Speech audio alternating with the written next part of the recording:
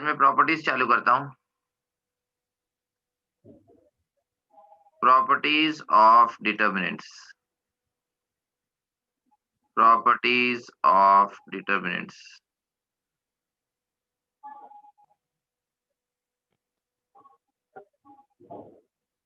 तो properties of determinants की अगर बात करें तो फर्स्ट प्रॉपर्टी में हमारे पास है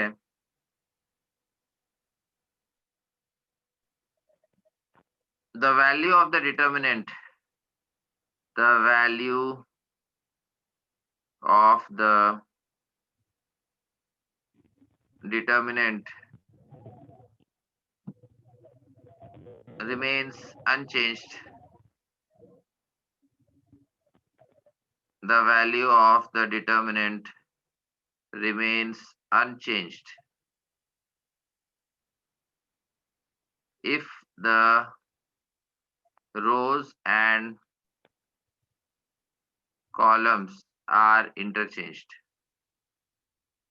ठीक है, कहने का मतलब ये है कि अगर मैं रोज और कॉलम्स को इंटरचेंज करता हूं तो डिटर्मिनेंट की वैल्यू पे कोई फर्क नहीं पड़ता है। ठीक है, जैसे अगर मैंने यहाँ पे लिया A11, A12, A13, फिर A21, A22, A23, फिर A31, A32 और A33। ठीक है, तो अगर इसकी मैंने वैल्यू निकाली, राइट, तो सपोज मैं इसको रो के अलोंग एक्सपेंड कर रहा हूँ, फर्स्ट रो के अलोंग, तो मैं कैसे लिखूंगा? A11 को C11 से मल्टीप्लाई करूंगा।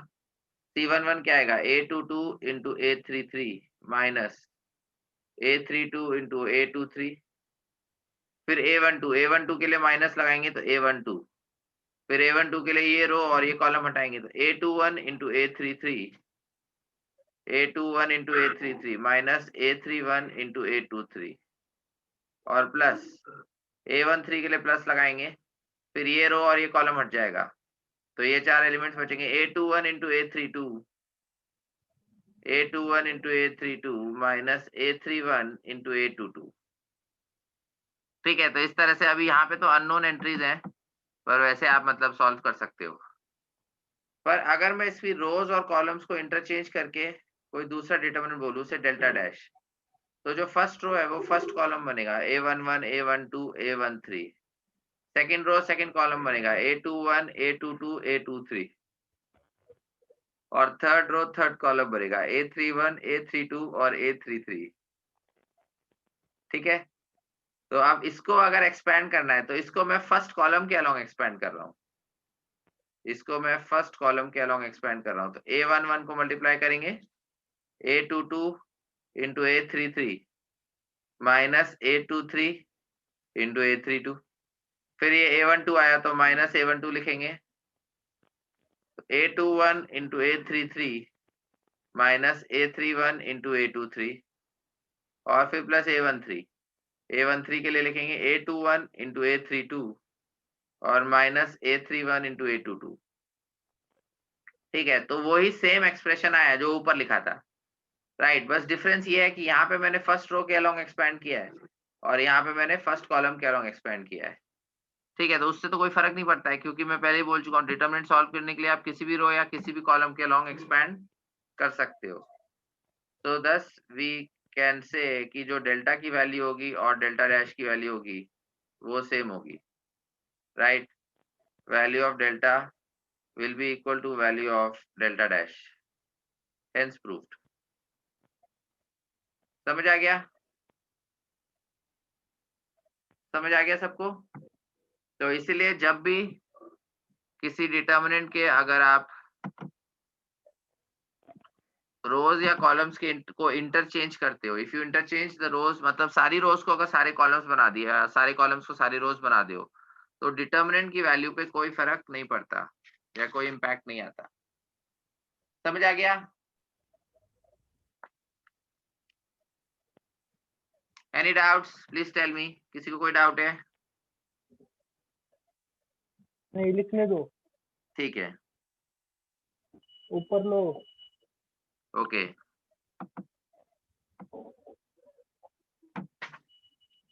और बस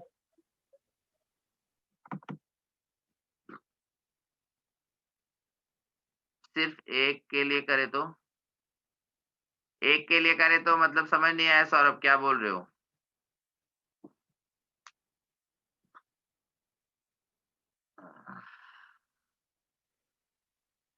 सौरभ अनम्यूट करके बोलो, क्या बोल रहे हो, समझ में नहीं आया। सिर्फ एक के लिए करे तो?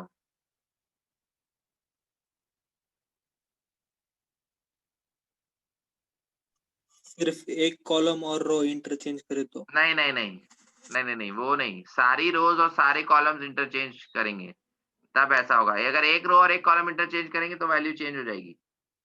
ठीक है, सारी रोज और सारे कॉलम्स अगर इंटरचेंज होंगे then we can say that the value remains the same.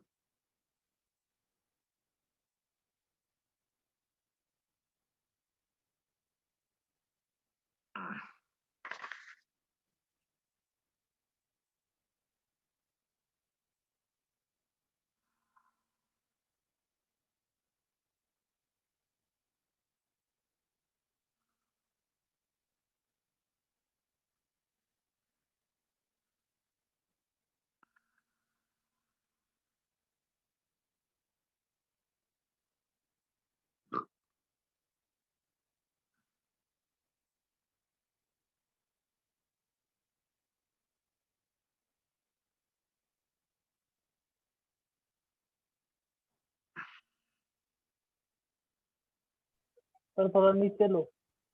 Okay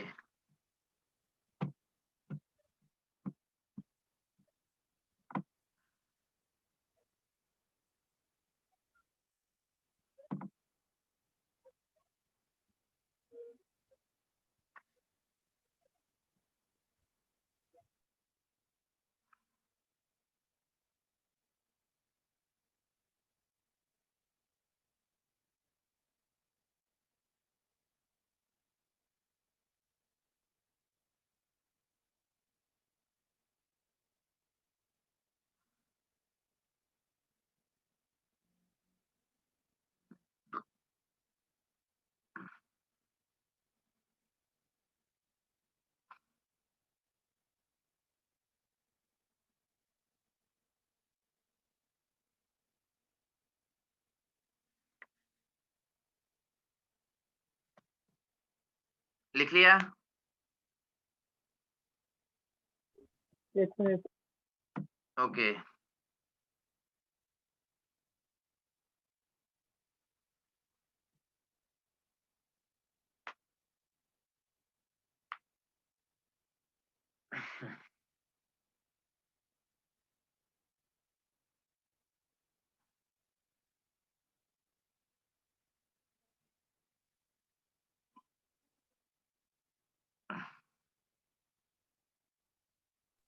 done. Okay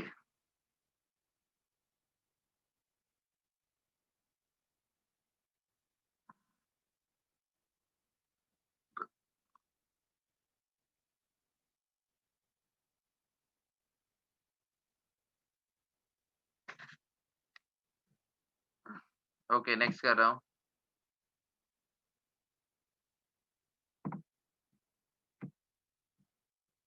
हम्म,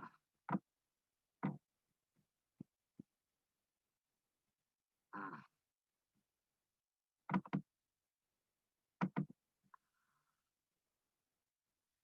अब आपको प्रॉपर्टी वन को वेरीफाई करना है, मतलब चेक करना है कि प्रॉपर्टी वन वैलिड है या नहीं इस डिटर्मिनेंट के ऊपर।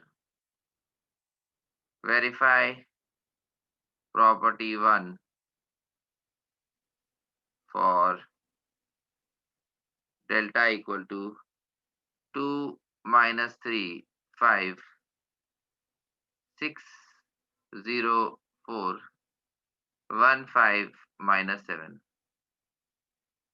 ये आपको डिटर्मिनेंट दिया हुआ है, आपको वेरीफाई करना है कि प्रॉपर्टी वन वैलिड है इसके ऊपर या नहीं, मतलब रोज और कॉलम्स को इंटरचेंज करने से डिटर्मिनेंट की वैल्यू सेम आ रही है या फिर नहीं आ रही है।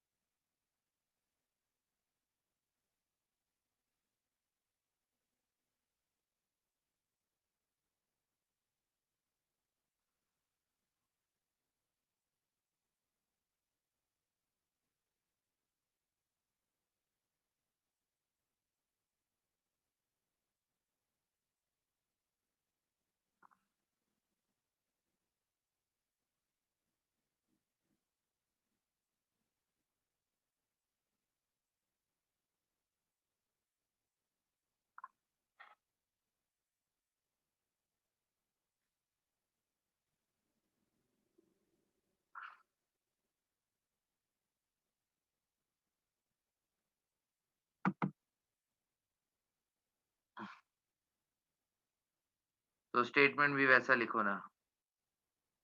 नहीं, वो प्रॉपर्टी नंबर 1 में जो स्टेटमेंट है वो ऑटोमेटिकली हो जाएगा ना। जितेश का आ गया, सौरभ का आ गया।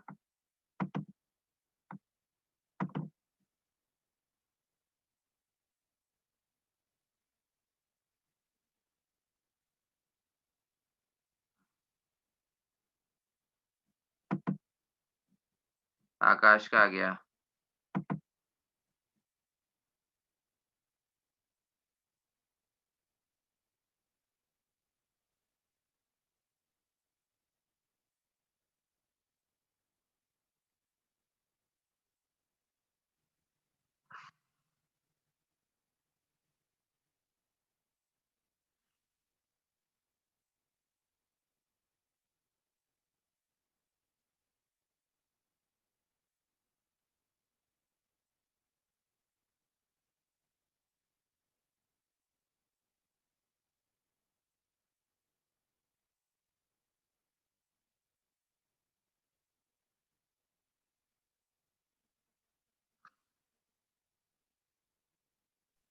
डन।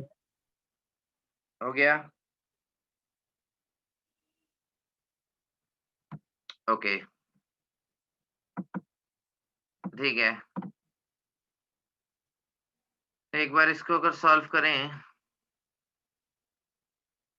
फर्स्ट रो के अलोंग एक्सपैंड करके, तो 2 और यहाँ पे 0 इंटू -7 0 हो जाएगा, -5 इंटू 4 20 और -3 के साथ माइनस लगाएंगे तो +3 हो जाएगा और 6 इंटू -7 -42 और -4 और फिर +5 और यहाँ पे 6 इंटू 5 30 और -0, तो 2 इंटू -20 ये -40 हो गया, -42 -4 -46 इंटू 3, तो -6 3 is 18, sorry 6 3 is 18 and 1 3 4 is 12 plus 1, तो -138 और +5 into 30 is 150, तो 150 minus 138 12 -40 और +12, तो ये आ गया -28।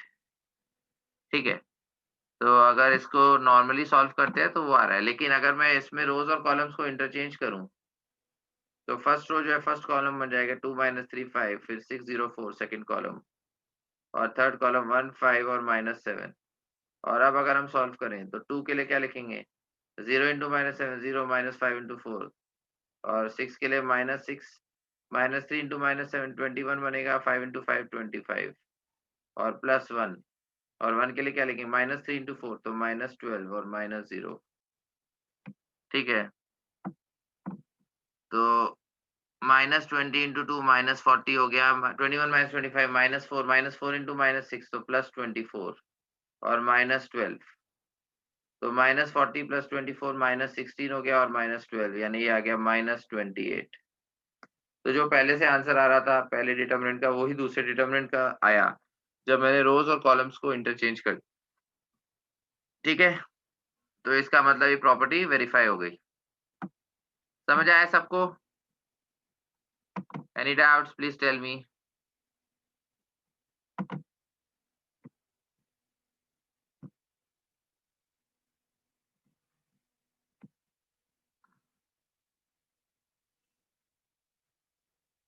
Property number 2,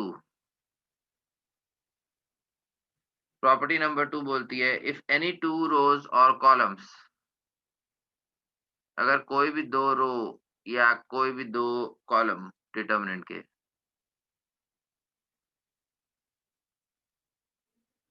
if any 2 rows or 2 columns of a determinant are interchanged, interchange किए जाते हैं, are interchanged, then sign of the determinant changes, तो डिटरमिनेंट का साइन चेंज होगा।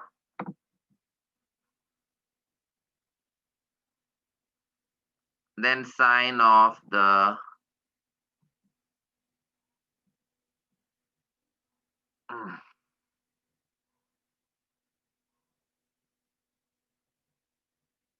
डिटरमिनेंट का साइन चेंज होगा। ठीक है, समझ आ रहा है? अगर मैं कोई भी 2 रोज या कोई भी 2 कॉलम्स को इंटरचेंज करता हूं, अब इसमें सारी रोज या सारी कॉलम्स को इंटरचेंज नहीं कर रहे हैं, कोई भी 2 रोज सेलेक्ट कर लो उनको आपस में इंटरचेंज कर सकते हैं, या कोई भी 2 कॉलम सिलेक्ट कर लो, उनको आपस में इंटरचेंज कर सकते हैं, ठीक है? तो जैसे अगर मैंने ये लिखा A11, A12, A13, A21, A22, A23 और फिर थर्ड रो में A31, A32 और A33, ठीक है?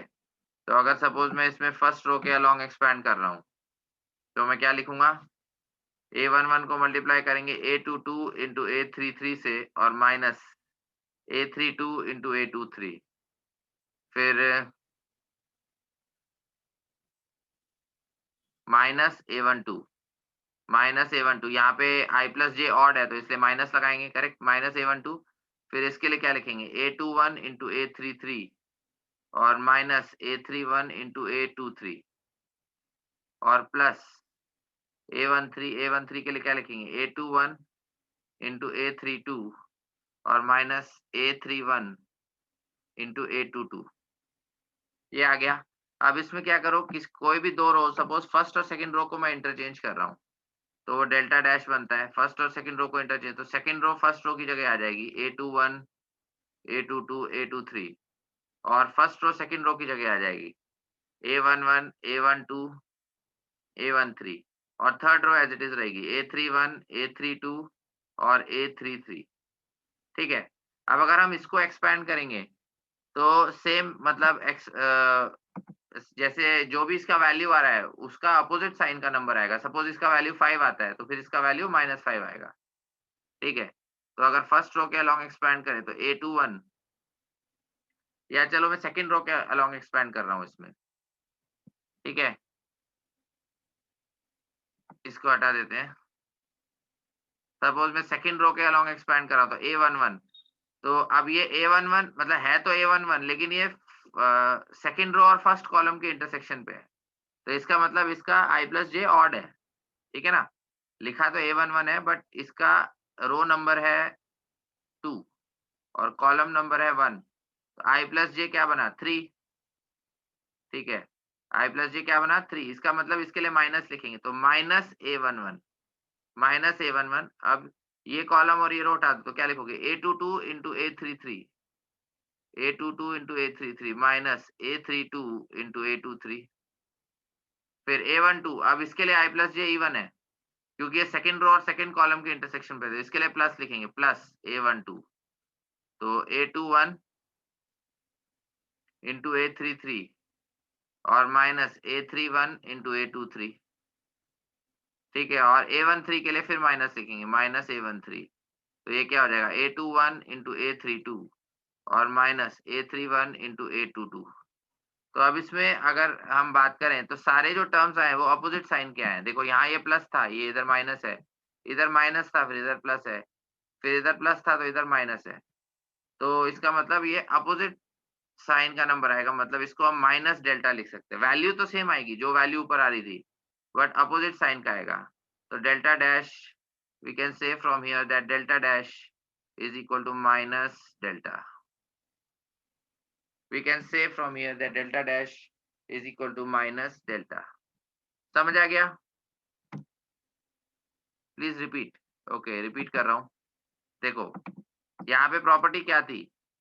इफ एनी टू रोज और columns of a determinant are interchange, अगर डिटर्मिनेंट के कोई भी 2 रो या कोई भी 2 कॉलम को इंटरचेंज किया जाता है, तो डिटर्मिनेंट का साइन चेंज होता है।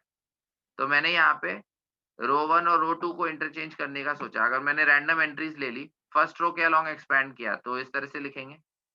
फिर अगर मैंने फर्स्ट रो और सेकंड रो को इंटरचेंज किया, तो फर्स्ट रो सेकंड रो की जगह आ जाएगी और सेकंड रो फर्स्ट रो की जगह आ जाएगी, third row as it is रहेगी। और फिर अब मैंने सेकंड रो के अलोंग एक्सपैंड किया इस डिटर्मिनेंट को, सेकंड रो के अलोंग एक्सपैंड किया, तो ये एक्सप्रेशन आया। तो वैल्यू तो सेम आई, लेकिन टर्म्स के साइन पलट गए। जैसे यहाँ पॉजिटिव था A11, यहाँ नेगेटिव हो गया, फिर यहाँ नेगेटिव था, यहाँ पॉजिटिव हो गया, यहाँ पॉजिटिव था, ये नेगेटिव हो गया। तो वैल्यू तो सेम आएगी, बट अपोजिट साइन के सारे नंबर्स आ रहे हैं। इसका मतलब जो भी इसकी वैल्यू है उसका अपोजिट साइन का नंबर आएगा, यानी ये माइनस डेल्टा हो जाएगा। तो वही हमें प्रूव करना था कि डिटर्मिनेंट का साइन चेंज हो जाता है, ठीक है? डिटर्मिनेंट का साइन चेंज हो जाता है। समझ आ गया सबको? Any doubts? किसी को कोई डाउट है? Please tell me.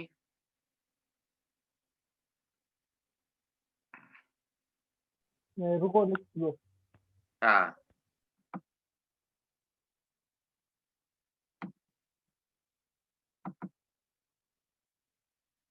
स्टेटमेंट दिखा ऊपर का.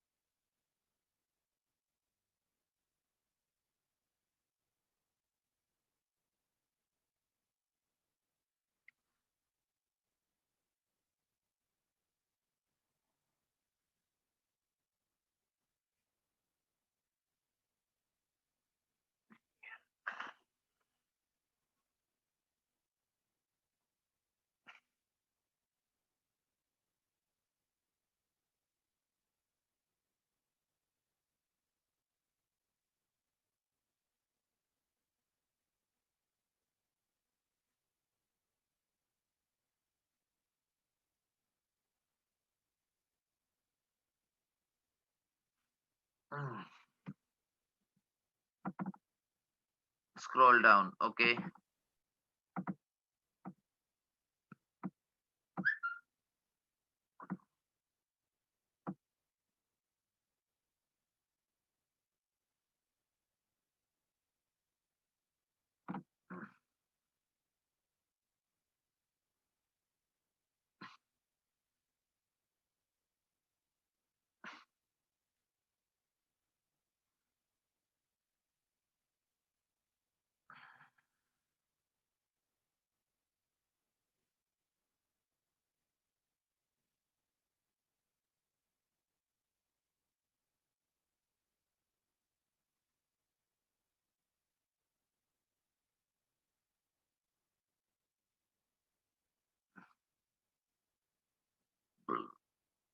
Hmm.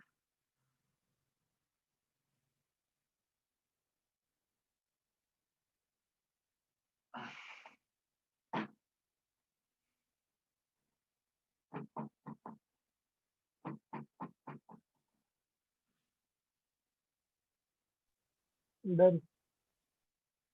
ठीक है, आगे चलते हैं.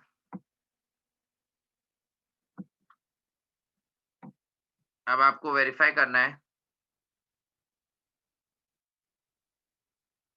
जो डिटर्मिनेंट ऊपर दिया था उसी के लिए आप प्रॉपर्टी 2 वेरीफाई करनी है. Verify property 2 for delta is equal to 2 minus 3 5 6 0 4 and 1 5 minus 7. Same determinant है 2 minus 3 5 6 0 4 1 5 minus 7. अब इसके लिए प्रॉपर्टी 2 वेरीफाई करनी है.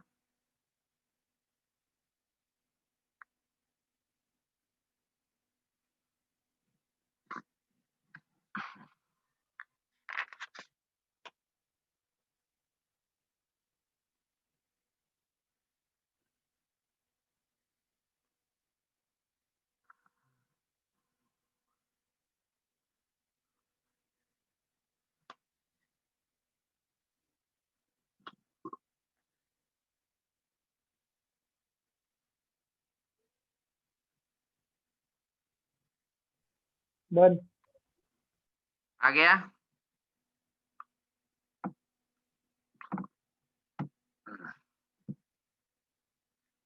सौरभ का भी हो गया. कोई भी दो कॉलम इंटरचेंज कर सकते हैं. ऐसा नहीं है कि फर्स्ट रो और सेकंड रो इंटरचेंज किए, वो तो मैंने प्रूफ में यूज किया है. But you can interchange any 2 रोज और एनी 2 कॉलम्स. तो सिर्फ जो डिटर्मिनेंट होगा उसके सिर्फ साइन में चेंज आएगा, बाकी कुछ नहीं.